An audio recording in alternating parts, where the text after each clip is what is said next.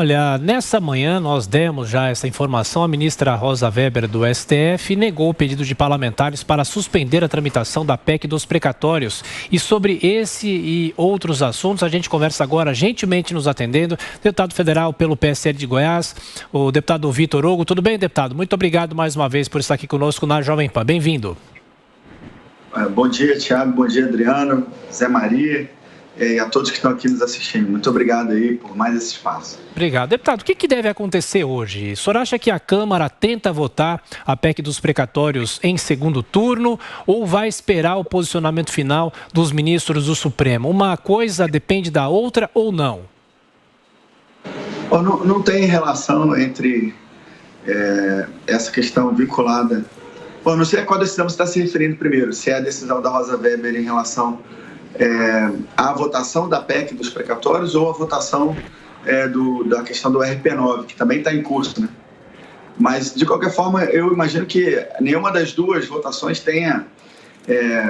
vai impedir a Câmara de votar, né? A oposição tem tentado carimbar aí no governo e na própria Câmara dos Deputados, na maioria que foi formada para aprovar em primeiro turno a PEC dos precatórios, uma relação entre liberação de emendas e a aprovação, né, com 312 votos, e que isso poderia, então, interferir numa votação em segundo turno, o que nós aqui não acreditamos, né? A maioria da Câmara votou a favor da PEC dos precatórios porque ela é importante para que a gente tenha um regramento perene sobre precatórios no Brasil, para que não aumente, né, de forma exponencial, como aconteceu agora, a decisão do Supremo, né, impondo o pagamento de 90 bilhões de reais num orçamento que só tem 130 bilhões de reais discricionários livres para o Executivo aplicar, de um orçamento total de 3,5 trilhões de reais.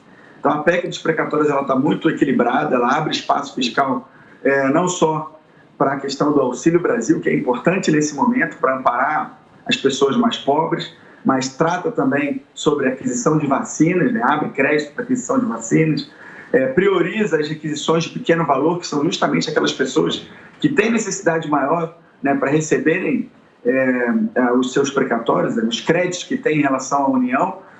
Também resolve questões previdenciárias dos municípios. É previsto essa semana aí que mais de 1.000 prefeitos venham a Brasília para manifestar o apoio à votação da PEC. Então, assim, são muitas frentes que foram tratadas na PEC dos precatórios e que vai nos ajudar a resolver realmente algumas questões importantíssimas no que diz respeito a finanças do país, dos estados, municípios e também da União. E no que diz respeito à decisão da ministra Rosa Weber, quanto ao respeito ao trâmite interna corpore, né, ao processo legislativo da Câmara dos Deputados no que diz respeito à PEC dos precatórios, eu tenho só a louvar a ministra, né? Eu espero que os outros ministros não só acompanhem nisso, mas também que esse parâmetro seja levado para essa questão do orçamento, porque não existe nada mais nobre, nada mais íncito ao trabalho do parlamento, em qualquer parte do mundo, do que a definição de para onde vai cada centavo que a União, nesse caso, tem para gastar, né? E dizer que é um orçamento secreto, isso é uma falácia muito grande. Cada centavo do orçamento brasileiro está largamente discriminado, onde ele é empregado, em todos os sistemas do governo. Aí é facilmente verificável, inclusive com a identificação de RP9. Você consegue identificar quais são as emendas da RP9, coisa que no passado não se tinha. Então, a criação da RP9, na verdade, deu mais transparência para o processo legislativo orçamentário. Deputado, na sequência, a pergunta de Brasília, José Maria Trindade. Perfeito. As RP9 não são exatamente do governo, é uma decisão do próprio Congresso. Mas, deputado, agora no segundo turno, eu disse aqui que cada votação na Câmara é uma votação, né? Agora, no segundo turno, o senhor prevê mudanças, por exemplo, do PDT e ganhar votos de outros setores? Haverá mudanças? Bom, está havendo uma pressão grande aí da cúpula do PDT, incluir o Ciro, no que diz respeito à questão da votação. É provável que alguns votos, sim, sejam mudados. Acho que no PDT deve acontecer, no PSB, aqueles que têm votado conosco são os que já votaram, inclusive, na reforma da Previdência, em outros temas econômicos vinculados ao governo, então não acredito que haja uma mudança.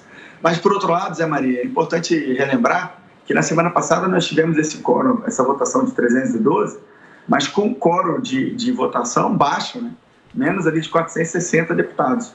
E ontem o presidente Arthur Lira já impôs aí o efeito administrativo para as votações, né, dessa segunda, e já vamos começar as votações de hoje também com efeito administrativo, o que tende a fazer com que o quórum inicial de votação seja maior. Então, no PSL, por exemplo, a gente teve aí algumas faltas, alguns estavam em missão externa e puderam votar, mas outros estavam fora, porque não conseguiram vir ou estavam doentes, mas já se recuperaram e virão para cá. Então, é provável que a gente aumente a votação em todos os partidos da base e tenha talvez alguma retração, aí, alguma diminuição em alguns partidos de oposição. Mas me parece que o saldo é largamente positivo. Sim. E vai ficar claro definitivamente que não houve qualquer barganha em termos de votação.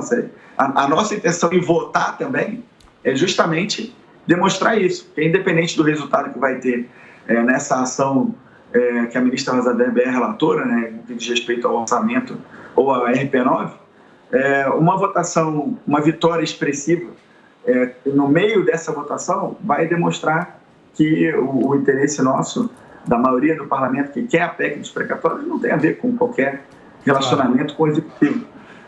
Justamente a gente está vendo o que é melhor para o país. Deputado, agora a pergunta é de José Carlos Bernardi. Deputado, o senhor acredita que essa articulação hoje da oposição para retirarem os votos necessários, o caso do PDT especificamente, que é quem se pronunciou de não liberar mais a bancada, essa articulação da oposição é porque eles têm medo que, se passar a PEC dos precatórios, vai trazer dividendos políticos eleitorais no ano que vem, isso para o presidente Bolsonaro, no caso de ele buscar uma reeleição? Bom dia, José Carlos. Eu não tinha lhe cumprimentado no início, é uma falha minha. Sem problema, sem problema. O que eu vou dizer é que isso está muito claro, viu, Bernardo? Porque a esquerda ela é muito incoerente. É só você ver. Eles sempre foram contrários ao teto de gasto. Eles sempre foram contrários a qualquer medida de ajuste fiscal. Toda vez que o governo propõe algo que em alguma medida aumente os gastos para poder amparar a população mais carente, ele sempre propõe mais e mais para poder colocar o governo em xeque. Nesse caso em particular, eles estão sendo tão incoerentes que eles estão querendo defender o ajuste fiscal, né? Justamente quando a gente quer amparar os mais pobres.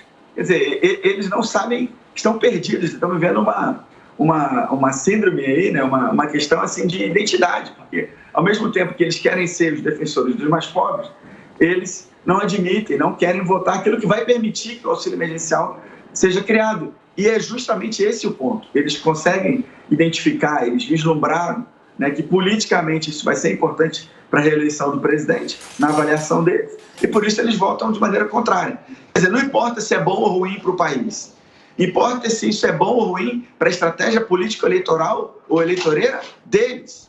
Né? E isso é realmente assim, é muito ruim de se verificar, de se perceber que a esquerda só age assim o tempo inteiro.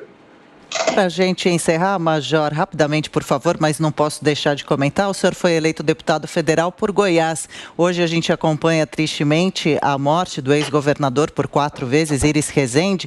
Quais lembranças o senhor tem? Como o senhor vê a passagem política dele, a marca na história do país?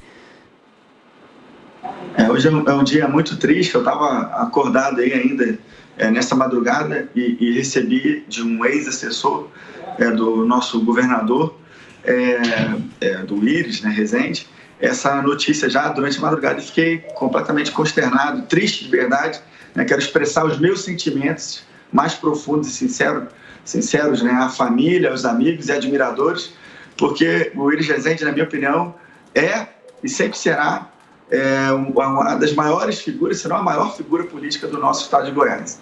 Né? Foi ministro de Estado da Justiça, da Agricultura, governador por vários mandatos, prefeito da capital e deputado, senador. Então é alguém que a gente tem um grande respeito, né? Desenvolveu a nossa capital de uma maneira, nos vários mandatos que teve, né? De uma forma impressionante, inclusive nesse último mandato, com uma série de obras e preocupações sociais. Goiás e o Brasil perdem muito, né, com essa passagem. A gente está realmente muito triste e, de novo, expresso meus sentimentos aí, né, a toda a população goiana que sofre muito no dia de hoje. Deputado federal Vitor Hugo, mais uma vez, deputado, obrigado pela atenção, por nos atender. E bom dia de trabalho. Vamos acompanhar o dia hoje na Câmara. Até a próxima. Bom, muito obrigado. Um grande abraço a todos.